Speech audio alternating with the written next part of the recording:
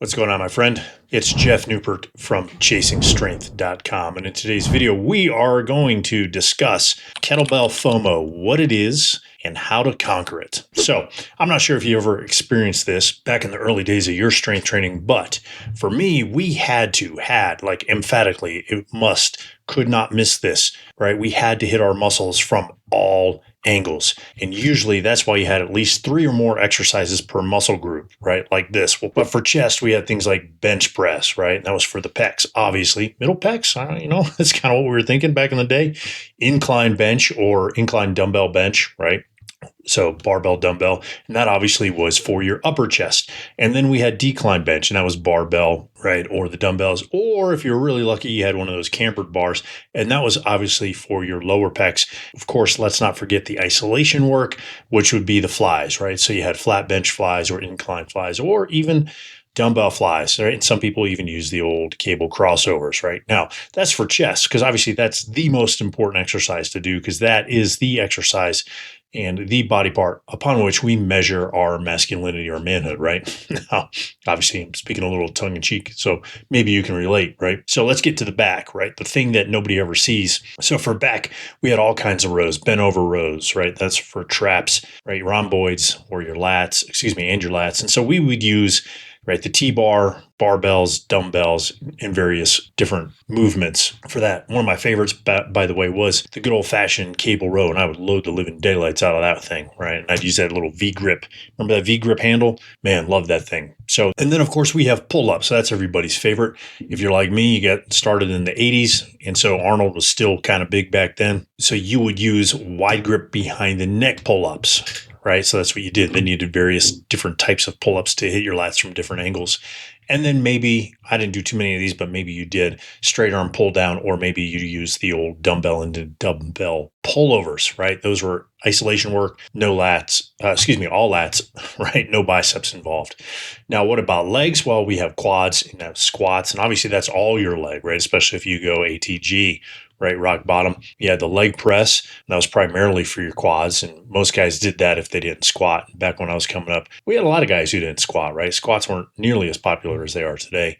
And then you had leg extension, and that was solely getting your quadriceps in isolation. And then you did, your deadlifts and your leg curls and your calf raises, and on and on and on and on and on and on and on. We could go with each body part. We could actually write entire articles and feature them in glossy muscle mags, which of course we all bought back in the day, right? And it's this mindset, right? Multiple exercises from multiple angles for each body part, which is why so many of us who are using kettlebells still struggle with which kettlebell exercise works your rear delts, right? It's that fear of missing out. Right? And the answer to that is presses, if you do them correctly. No, seriously, presses, if you do them correctly. All kinds of presses, right? Military press, side press, bent press, but I digress. Here's the deal. Many kettlebell workout programs, especially mine, still have you do a lot of work. And by a lot of work, I mean a lot of work. Okay. See, if you do a program like the Giant, you'll most likely be doing between 30 and 100 reps of clean and presses per session, right? So, and by the way, that's 30 cleans, right? And 30 presses. So you literally double that work, right? So that would be 60 total reps of cleans and 60 total reps of presses. That's on the low end. Okay. And that, of course, depends on the load that you're using. But oftentimes that work is spread out across your body in other muscle groups, right? At least if you're doing the exercises right. And that's exactly the opposite of the mindset that we grew up with. So obviously it can be hard, and we feel like we're missing out on, body parts and exercises, because again, that's the way we were trained. So, for example, I got an email from Alan the other day about how many sets of clean and presses he should be doing in his 30 minutes using the Giant.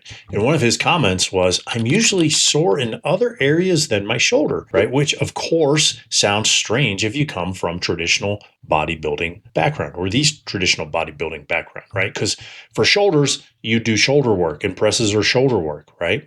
So you'd expect them and only them to be sore the next day. But here's why that is not the case when you're using kettlebells. Because in this case, we're talking about the press, a properly performed kettlebell press should use the following body parts, okay? So body parts, it's like Frankenstein, right? Just think of body parts. Here's what you're going to use. You're going to use your feet. You're going to use your quads. You're going to use your abs. You're going to use your glutes. You're going to use your lats. You're going to use your pecs. You're going to use your forearms. You're going to use your triceps. And yes, you're even going to use your biceps, right? Now, of course, you're going to use your shoulders too.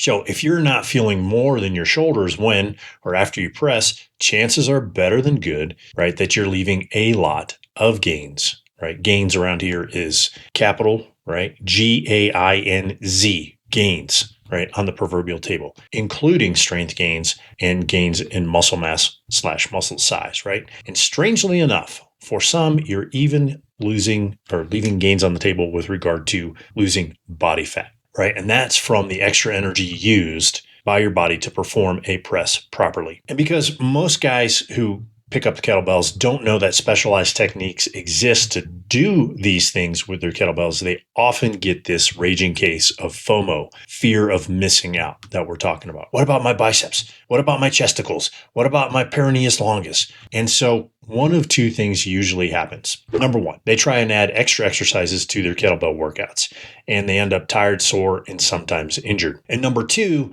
they are mentally torn about kettlebells actually being able to, quote unquote, get them in shape, whatever that means to them, right? And so they end up stopping and starting and stopping and starting, and they end up on the workout merry-go-round and practically and literally waste years, if not decades of their life due to indecision and ignorance. And in case you think I'm exaggerating here, I have corresponded with several gentlemen over the last 10 to 13 years, and the emails are always the same. What do I do for this? What do I do for that? How do I improve this? How do I improve that? Why am I not seeing the results that I want to see? Okay. Same thing. It's kettlebell FOMO. So look, it pays dividends to take your time and learn proper kettlebell technique. When you do, you won't have to ask ever again, what muscle does that work? Because you will have your answer, all of them. Okay. Now, if you want to learn how to get the most out of your kettlebell training, master your kettlebell technique, then I'll leave links to my single and double kettlebell courses in the video description below.